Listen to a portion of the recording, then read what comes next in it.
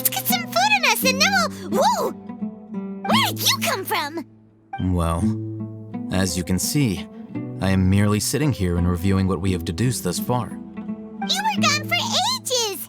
And now you're suddenly sitting here musing to yourself? Where have you been anyway?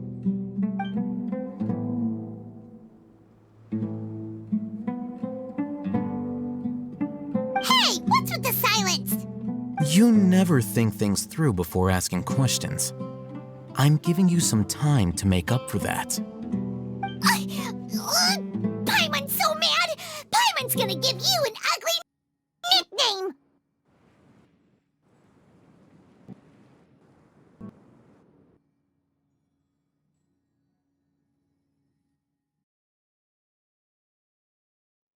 There's just nothing super obvious to pick with this guy. It makes it so hard. Well, you've heard nothing to suggest I left this whole time, so clearly I stayed in the village to investigate. Anyway, you plan to leave Aru Village and keep searching for the truth of this matter, yes? Yep. We're not gonna find out anything more by staying here, so we thought that we might as well take the search elsewhere. Enough with the silent treatment! No. I'm just surprised that you decided to team up with him. All Hatham, you haven't helped us out at all ever since we arrived at Aru Village. Bold of you to question our choices. Yeah, you're all talk! While you were investigating, I had my own work to do, which I've now finished. Really? Paimon doesn't believe you. To be honest, we aren't really a team, so I have no obligation to inform you of my whereabouts. Not to mention that going separate ways allowed me to find some important information that you all had missed. Huh? Right here in the village? Correct. What did you learn? I'm going to take you to someone. But before that, you need to understand where she's coming from. What does that mean? How do you think the residents of Aru Village feel about what we're doing? In other words, do you truly believe every single word the villagers tell us? You mean, some of them lied to us? Hiding the truth does not necessarily equate to lying. Again, these people have their reasons. Remember what Candace said? Most people in Aru Village don't necessarily care which deity is in charge of Sumeru. That's because whether the Scarlet King or the Dendro Archon has power is of little significance to them. By contrast, the perils of their daily lives are ever-present concerns. They won't simply share everything they know with you without good reason. That's why you believed there was no further information to be found in this village. Glad you're following along. Among those you have talked to, there's someone who was consciously keeping you out of the loop. In fact, she's been observing your every move since you arrived. The reason being, to someone who only wants to live their life in peace, any external factors introduce unpredictability into the equation. Those eyes, those fierce eyes. You look like a real fighter. Don't change the subject. It's quite obvious that she's intimidated by Sino's authority and strength. Right. You were asking about the mad scholars. She corrected herself mid-sentence because she's aware that there are Scarlet King fanatics in the village. If she sounds too friendly towards the village keepers, she could easily make herself the radicals' next target. I think it's been a few days since I last saw them. I usually go to bed pretty early, so I'm not too familiar with what goes on at night. Remember? She made a point of denying her involvement in anything that occurs at night. But honestly, I feel quite sympathetic towards them. Even though they act a little strange, they've helped me in the past. If it weren't for them, my house would have collapsed long ago. After speaking to the village chief, it became clear that the village keepers had protected Aru Village at night. In other words, the young miss was very much awake during that time. Why would she lie? By getting involved with an outsider, she risks drawing unwanted attention to herself. As for why she might be so wary about all this, maybe you should ask her. I'll pass on this one. You said that she is afraid of me. If so, it's best if I stay out of this. We're on it!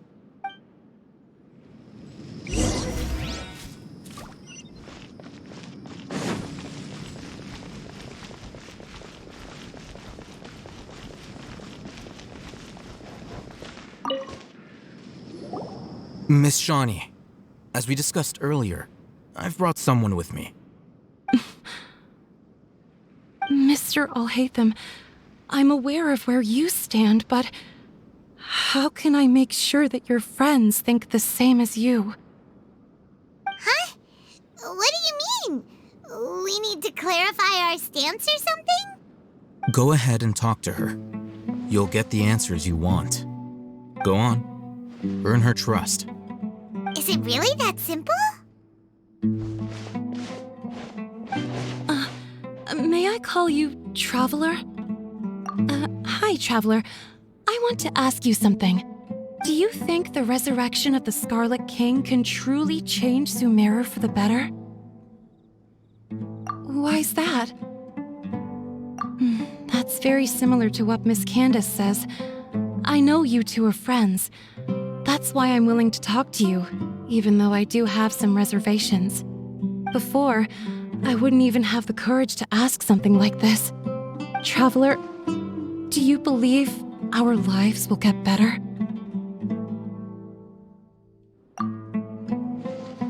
Yeah! We came here from another nation, so it isn't wrong of you to be weary. And we aren't really residents of any one nation. But even so, we've met lots of people from different places, and we've always fought for what we believed in. We have friends in Sumeru, and we want to help them. That's why we decided to stay here for a while.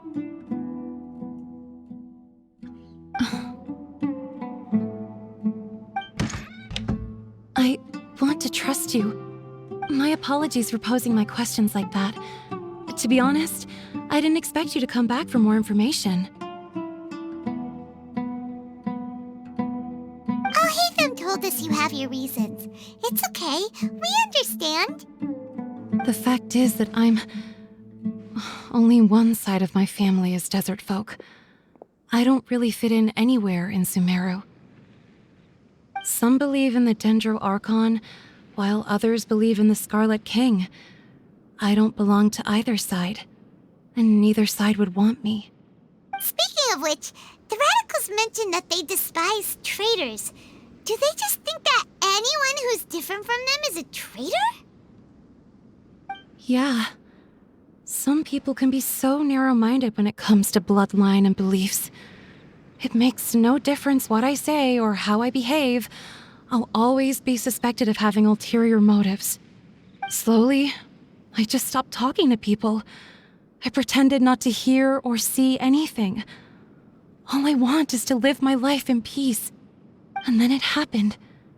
The village keepers who had helped me disappeared with no explanation, and I didn't dare breathe a word about it to anyone. Until now. You can tell them. I'm sure he'll keep your secret. All right. I'll tell you what I told Alhaitham. I actually have a sharper sense of hearing than most. Sometimes, I hear strange crying sounds in the night.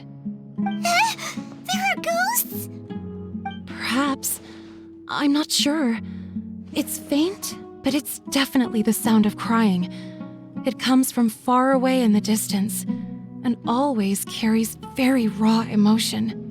It used to be louder and more frequent, but ever since you arrived in the village, it doesn't seem to happen as often, and when it does, it's much quieter. I have to focus really hard to make it out. I confirmed this with the guards on night duty. They also have someone with a good ear, and he's heard similar sounds at night. But because we're in the middle of a desert, He would rather believe that they are the cries of beasts than ghosts. There's really nothing around these parts, except for an old hospital not far from the village. I think they used to use it for treating Elezar, but it's been abandoned for years.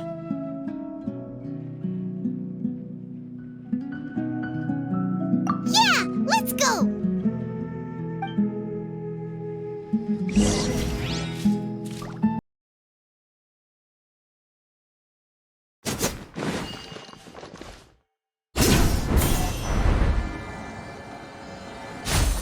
That's close enough. Solidify! They were easier to deal with than Paimon had expected. Super strong bandits? Or monsters taller than buildings dropping out of the sky? He looks super serious. We gotta stay on our A game too. This is the one.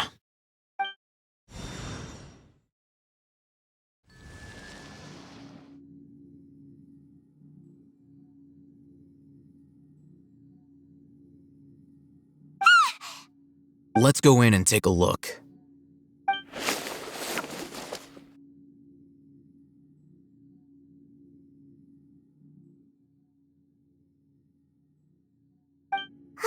Hey, we haven't found squat. Patience. Shawnee says she only hears the crying at night. We have time to burn. Until then, I'm taking a break. And just like that, he sits down. Wait, he even brought a book to read? What are you reading? Let Paimon see. Okay, sure.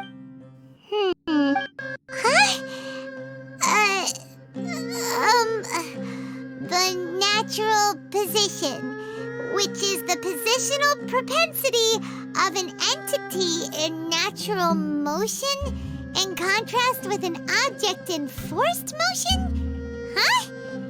When free from external influences, every entity displays the tendency to follow its natural trajectory? So, you got that? Oh, Paimon gives up. You keep reading your book. See ya! How is he so relaxed? Look at him, reading an impossible book in a creepy place like this. Hey, what good is that gonna do for you? You're acting like one of those annoying grown-ups who go around nagging people to focus on their studies. Hey, what gives? Shouldn't you be the one providing for Paimon? Oh, right. Okay, then. Thank you for working so hard and earning so much more. If it weren't for you, Paimon would probably still be floating around in the ocean somewhere. Thank you.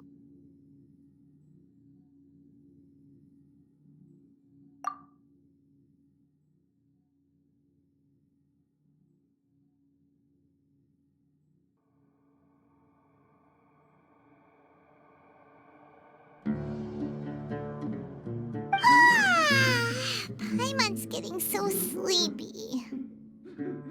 Huh? What was that sound? There it is. It's coming from that direction. Is the sound coming from here? Huh. Paimon's not seeing anything.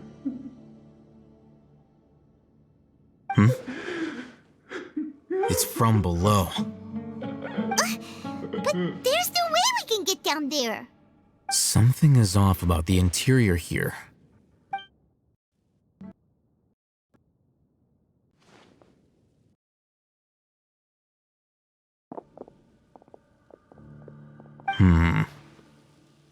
As I thought, there's a hidden structure.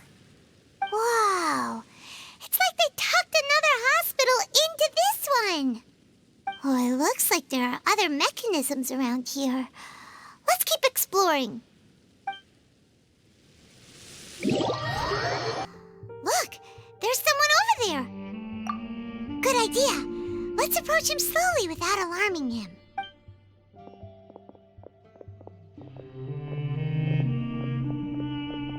Wait.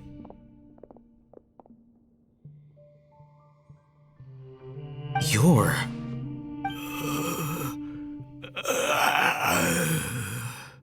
He can't speak, and his eyes are unfocused. But he looks too young to be anyone's grandfather. Also, why is he the only one here? Didn't expect to see him here. You know him? He's Razak, a senior of mine at the academia. He's a scholar too? Is he the kind that holes up in a forest and mumbles stuff about training? No.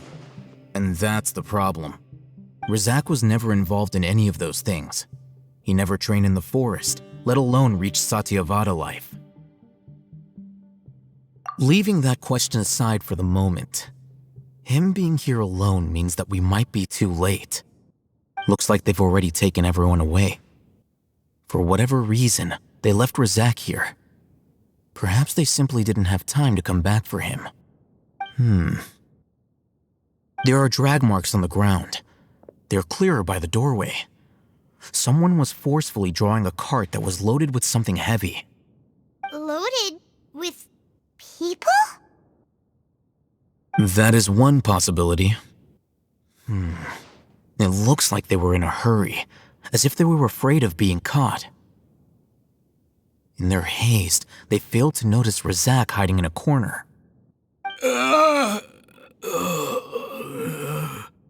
The symptoms are identical. Looks like we found living proof. Huh? Why do you say that? Allow me to jog your memory. Recall your time at Port Ormos. Don't you think his symptoms look familiar?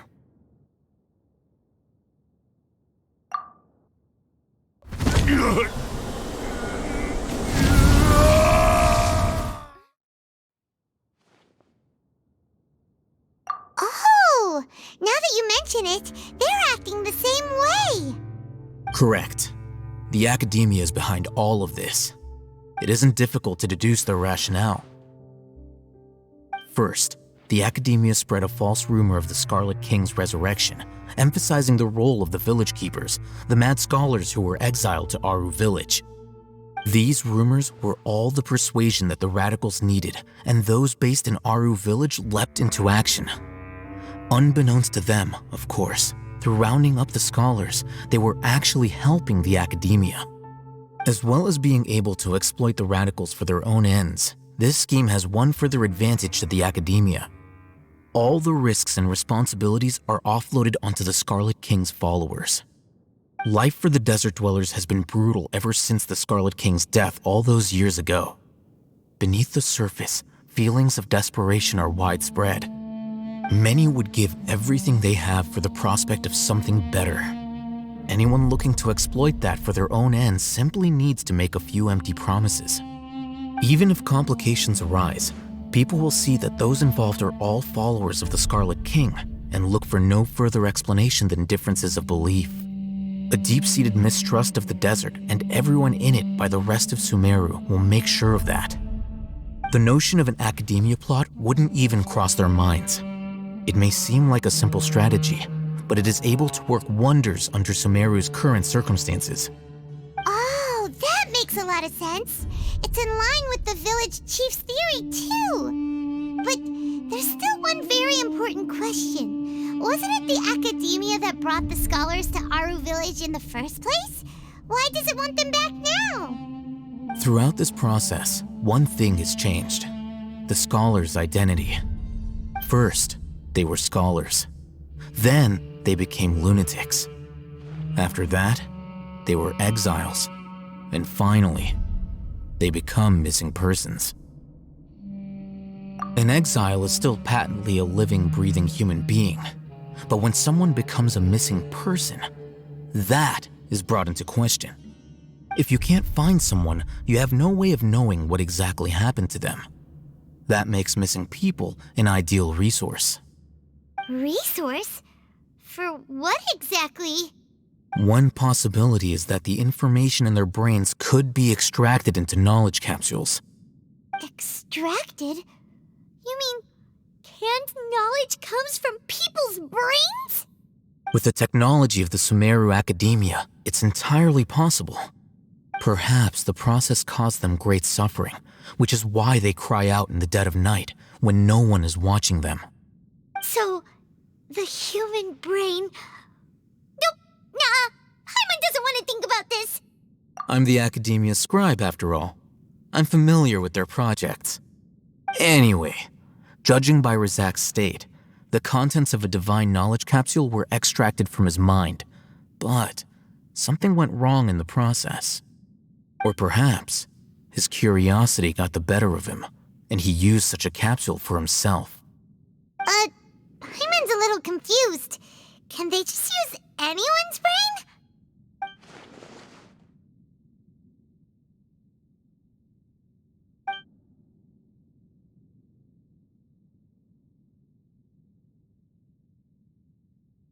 The look on your face tells me you've realized the answer. That's right.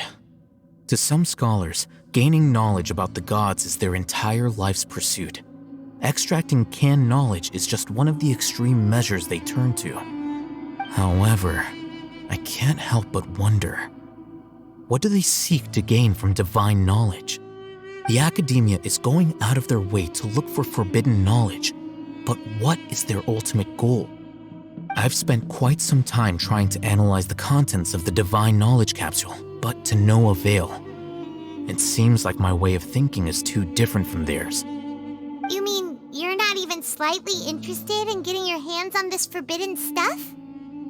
All scholars seek to expand the horizons of knowledge, but I'm not particularly interested in gods, so I don't share their degree of zealotry. Extracting information from people as if they were lifeless objects? If this is the direction of academic progress, then the academia may as well shut its doors. Sounds like you're really against all this. Of course.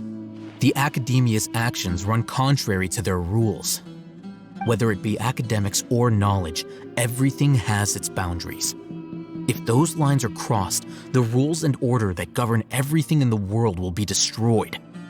This matter needs to be corrected, just like fixing a typo in a book. Wait, didn't you step in to help because you felt sympathy for those poor people? Not to be callous, but no. My criteria are a little more restrictive than that.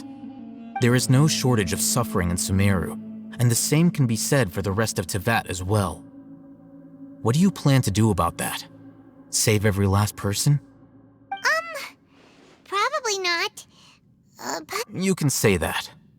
Simply put, I don't blindly place my faith into strength or heroism. I do what I want. The divine knowledge capsule is something I want to investigate in full.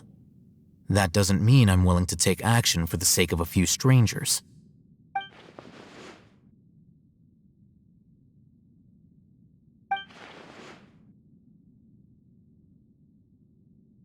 Hyman's been wanting to say this for a while. There are a lot of bad guys in the academia, but you're not one of them. You're their weirdo. You're probably right. Though I must say, I quite enjoy this feeling of being the odd one out. Uniqueness is also an asset, is it not? Wow, that's a great way to think about it. Hyman's really impressed. If only Miss Shani had a similar mindset. I'm just a more likable person than her in general.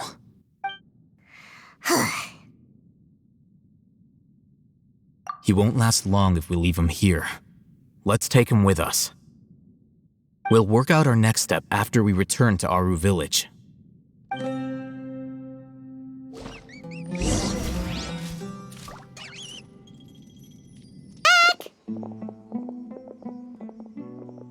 You must be tired. You should rest and take some... What's the situation? Who's this? Unfortunately, somebody who's too young to take on the role of Isak's grandfather. Nevertheless, he's one of the people we're trying to find.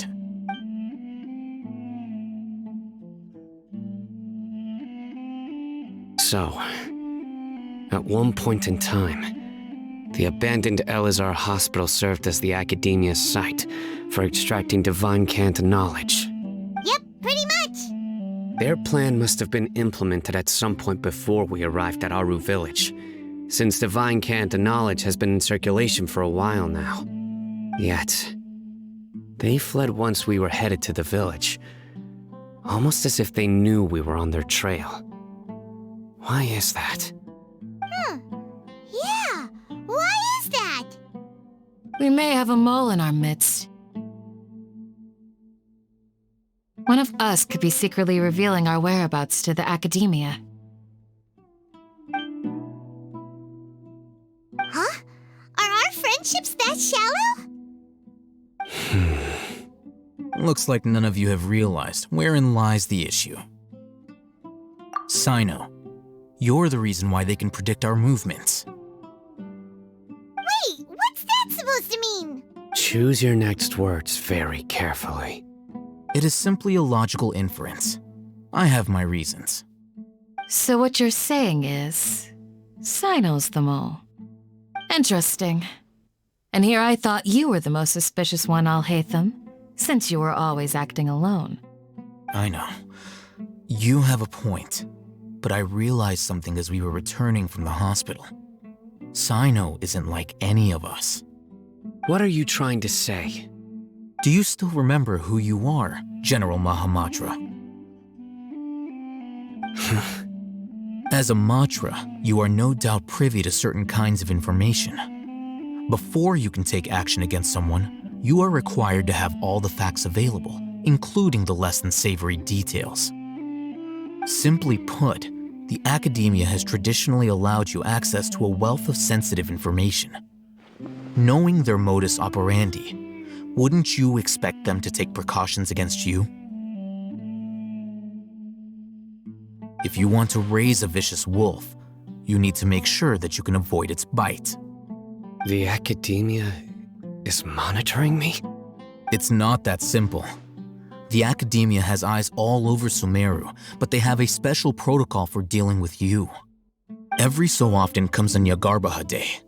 On this day, the academia enters new information into the Akasha through knowledge capsules. I remember seeing the thick notebook next to the control panel once. Its contents were all about the General Mahamatra, his activities throughout the day, preferred methods of enacting judgment, everything. You're saying that the academia entered my information into the Akasha too? But what's the point in doing that? My actions aren't important enough to be added into the Akasha. The Akasha is capable of computation. The Akasha's algorithms are entirely capable of predicting your movements using the data entered. When you would depart, the route you would follow, your destination. It knew all of this. It predicted my every move. The academia has been watching you longer than you think.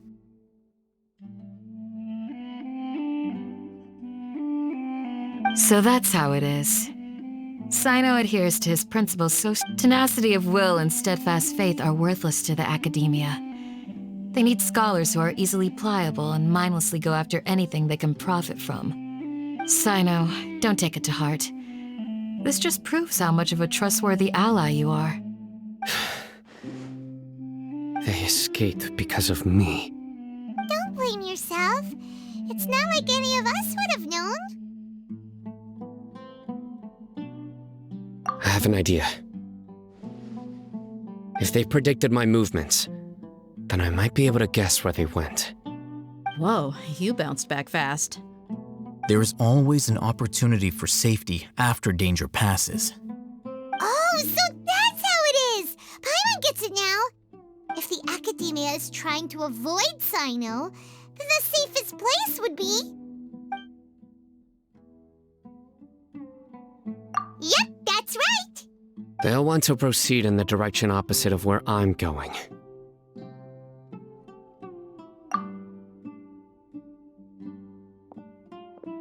I must go. There's also something I want to investigate. Let's go, guys! After him! Please, wait! I want to go too!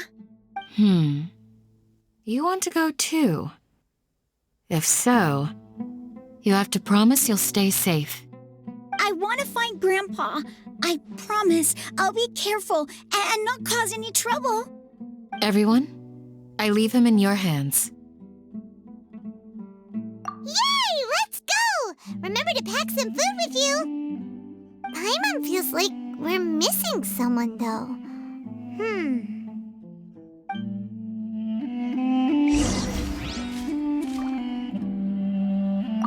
I'll be awaiting your good news. So, where do we go from here? Yes. After leaving the village, we should head straight toward the desert.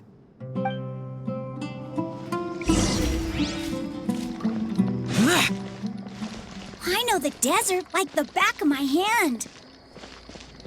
Is that because you play here a lot? Yep. One time, Grandpa almost got lost in the desert, but I was the one who brought him back.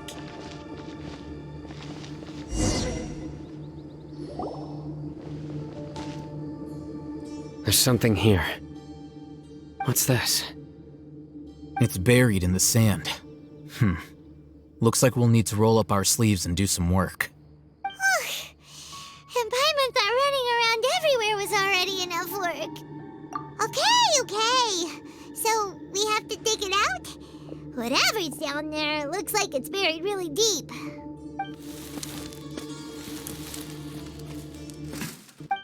These are likely fragments of an academia-developed device, something akin to a headset.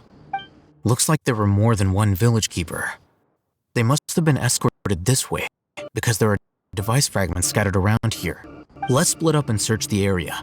Chances are that we'll find other things nearby.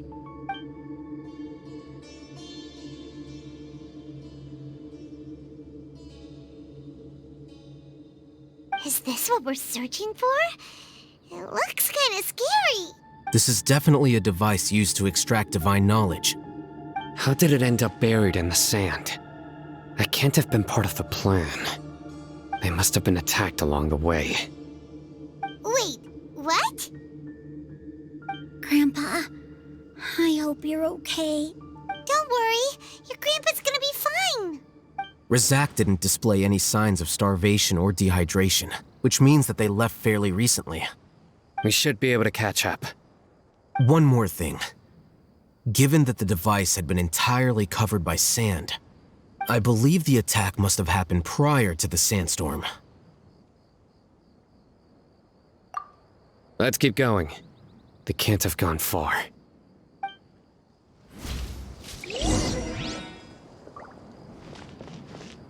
Ugh, but running on sand is so tiring. But you're flying, aren't you, Paimon? Is flying over sand tiring too? Ugh, of course it is.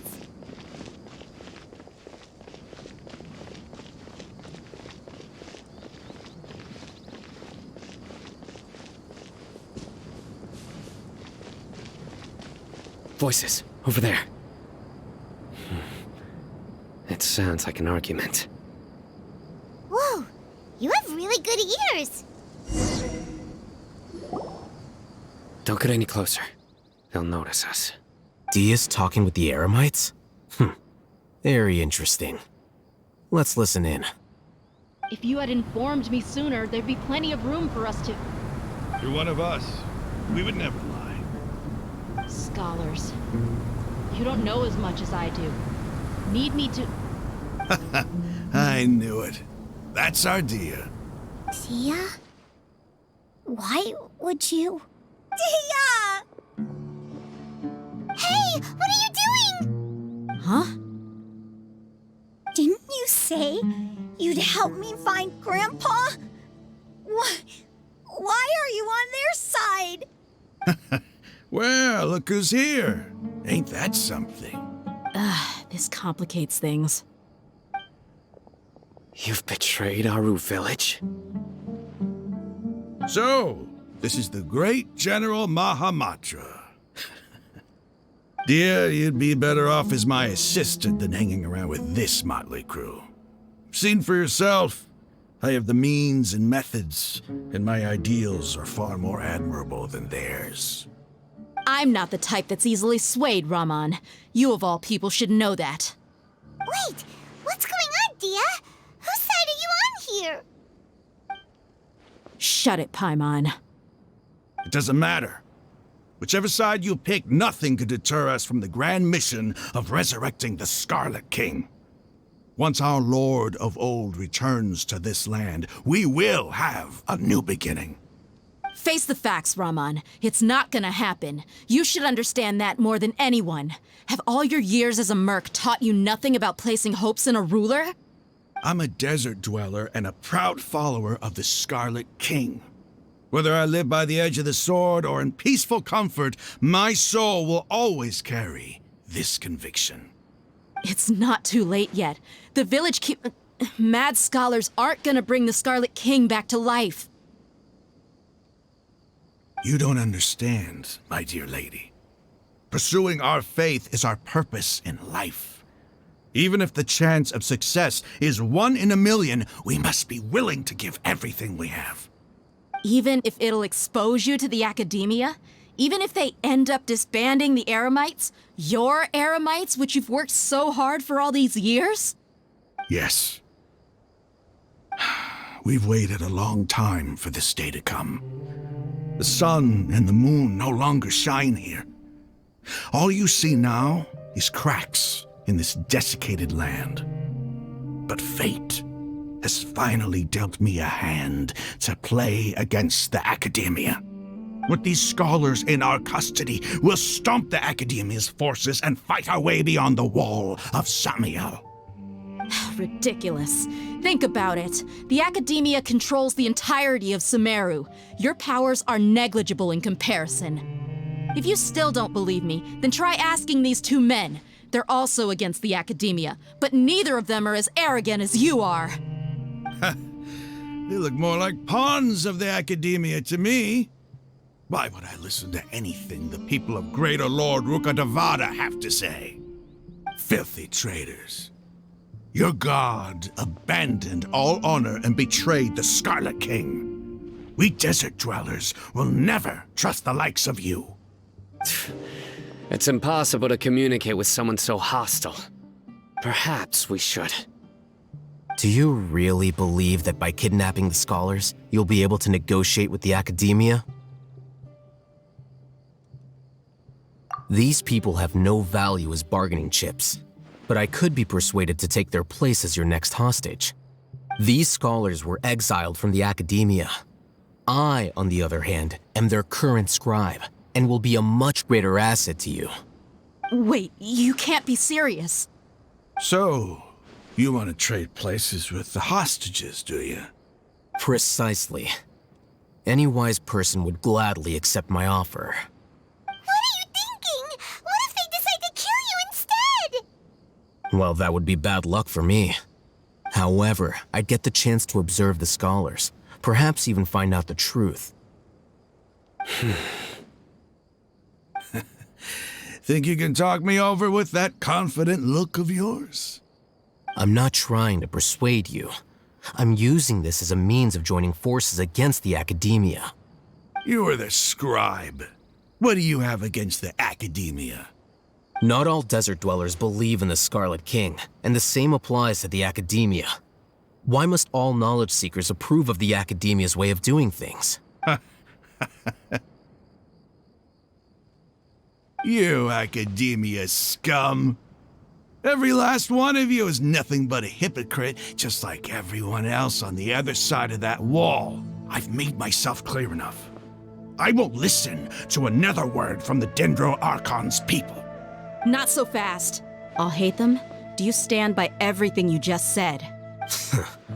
I never make empty promises. You know you're making a dangerous decision, right? I do. Good. Rahman, hear me out. These people are my friends. Maybe you can't take the followers of the Dendro Archon at their word, but what about me? Do you trust me? We've known each other for years. Of course I do. In that case, I'm willing to vouch for their honesty with my right arm. Come on, Raman, don't be a coward. If you're serious about taking on the Academia, you need to steel yourself. You can't be afraid. An arm from the Flame Mane. You've piqued my interest. But what if you refuse to oblige? What should I do then? No one's a fool here, Dia. We're mercs. And mercs don't tend to live long unless they have their wits about them. You're not wrong, but this is different. I promised my friends that we'd bring back the Village Keepers together. Let's do it right here then. Give me your right arm as proof of your resolve. Don't listen to him! He's not even trying to negotiate! He just wants to make things more difficult! That's fine. Are you crazy? We came here to save lives. One arm for that many people is still a pretty good deal, if you ask me. Raman, I'm holding up my end of the deal here. You'd better not let me down. Sure. Go ahead and cut off her right arm. No! Dia! What are you gonna do? Think of something! You don't have to go this far. That's not for you to decide. Do it!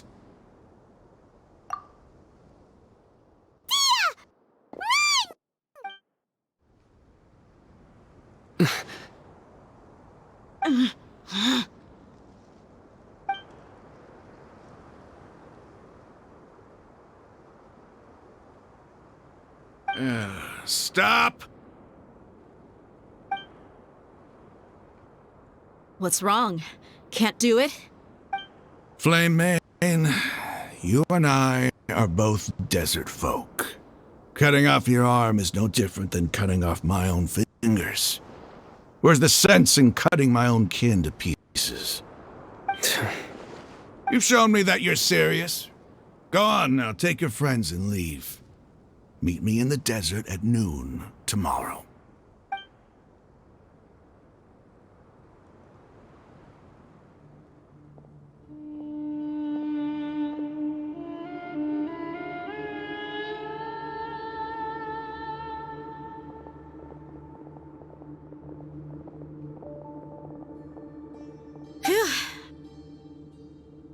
I was really counting on him not going through with it.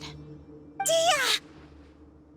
That was crazy! Have you all lost your minds? What if he'd actually cut your arm off? Then I just have to hold my claymore with my left arm.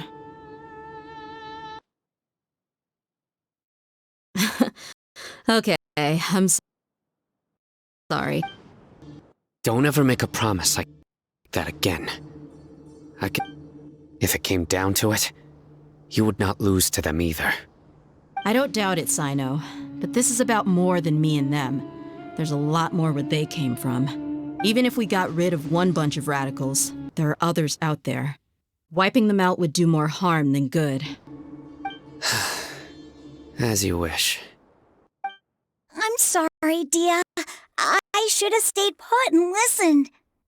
I should have trusted you. It's okay. I promised you I'd help find your grandpa, so I'll do whatever it takes. Whatever it takes?